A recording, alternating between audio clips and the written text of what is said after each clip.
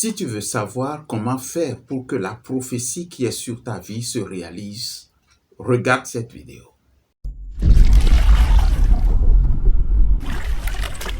Bienvenue sur Foi Authentique. Que faire après avoir reçu une prophétie? Aujourd'hui, nous allons voir 7 choses à faire afin que la prophétie qui t'est adressée se réalise effectivement dans ta vie.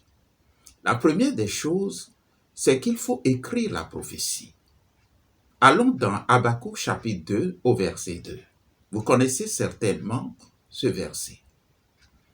L'Éternel m'adressa la parole et il dit, « Écris la prophétie, grave-la sur des tables, afin qu'on la lise couramment.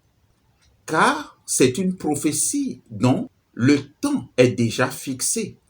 Elle marche vers son terme, et elle ne mentira pas, car elle s'accomplira certainement. » Écrire la prophétie, c'est un acte de foi et qui aide à la clarté mentale.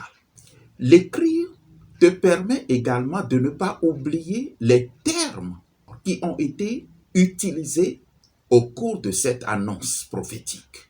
Cela te permettra de ne pas supposer plus tard ce que Dieu dit alors qu'il disait autre chose. La deuxième chose à faire, c'est de trouver un fondement biblique à la prophétie que tu as reçue. Le Seigneur Jésus dit dans Luc 21 au verset 33 que le ciel et la terre passeront, mais mes paroles ne passeront jamais. Et il ne faut pas non plus oublier que Dieu a créé toutes choses à partir de la parole. La parole de Dieu ne change jamais. C'est de la sagesse que de fixer ta prophétie sur la parole de Dieu. Cela lui donne une base légale et légitime.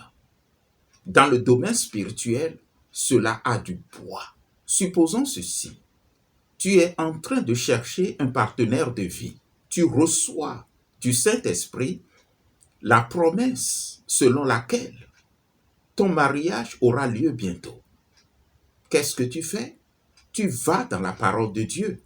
Prenons dans le cas d'espèce Genèse chapitre 2 au verset 18, où l'Éternel dit, « Il n'est pas bon que l'homme soit seul, je lui ferai une aide semblable à lui. » Et qu'est-ce que tu vas en faire ensuite? Nous allons au point 3. Tu vas en faire un sujet de prière. Tu sais que la bonne manière de prier, c'est de rappeler à l'Éternel les promesses que lui-même a déjà faites au travers de sa parole. Et dans ce genre de prière, il faut faire comme la veuve vis-à-vis du juge inique, c'est-à-dire il faut faire une prière persévérante.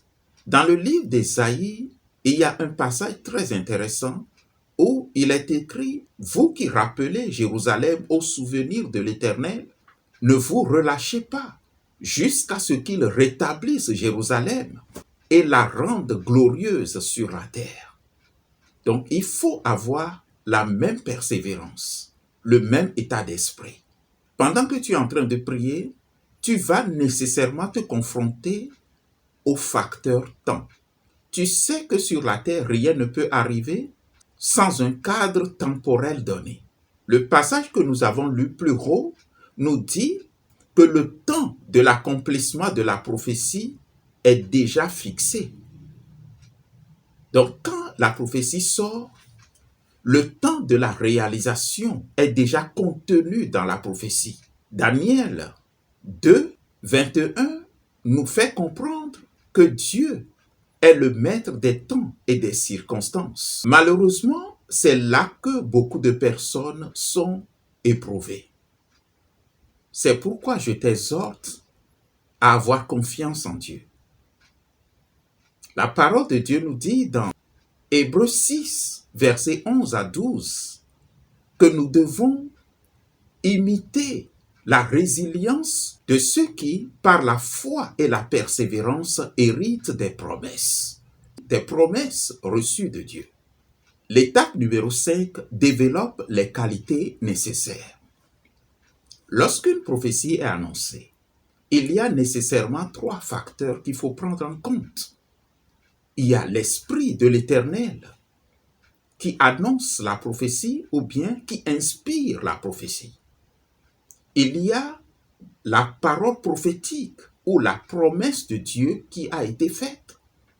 Et il y a le troisième facteur qui est toi, à qui la prophétie est adressée. Tu deviens du coup quelqu'un que Dieu a choisi pour manifester quelque chose sur la terre.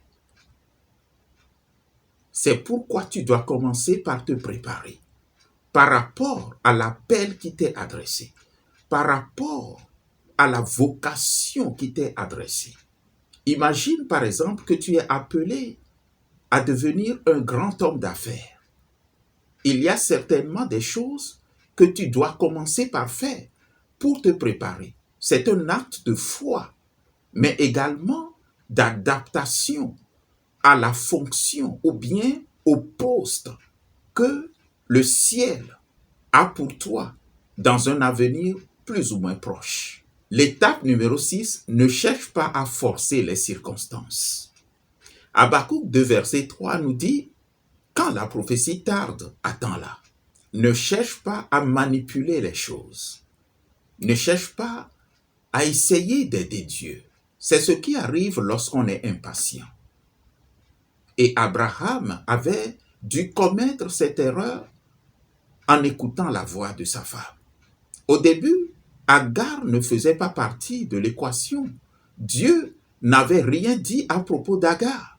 Mais Abraham et Sarah, sa femme, avaient introduit Agar dans le plan que Dieu avait fixé pour eux. Et malheureusement, jusqu'à ce jour, les effets de cette erreur se voient encore douloureusement au Proche-Orient. Que le Seigneur nous vienne en aide. L'étape numéro 7, reste plus attaché à Dieu qu'à la prophétie. Imagine ceci, Dieu te fait une grande promesse, une promesse mirobolante comme on dit. Et tu aimes tellement la promesse que Dieu t'a faite que tu négliges celui qui a donné la promesse. Je pense que c'est une erreur qui est vite faite. Et il faut l'éviter. Il faut continuer à marcher avec le Seigneur comme tu le faisais avant. Tu sais que la relation que nous avons avec Dieu est plus importante que tout. Que le Seigneur nous aide à ne pas aimer ce qu'il nous donne plus que lui-même. Si tu as appris quelque chose, like la vidéo, partage-la et abonne-toi à la chaîne. Ce sera une manière de nous soutenir et également de soutenir l'œuvre de Dieu.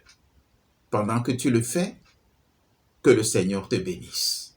Ma prière pour toi, c'est que toutes les prophéties qui t'ont été adressées se réalisent pleinement dans ta vie afin que ta joie soit parfaite et que le nom de l'Éternel soit glorifié. Je te dis merci pour ton temps. À très bientôt.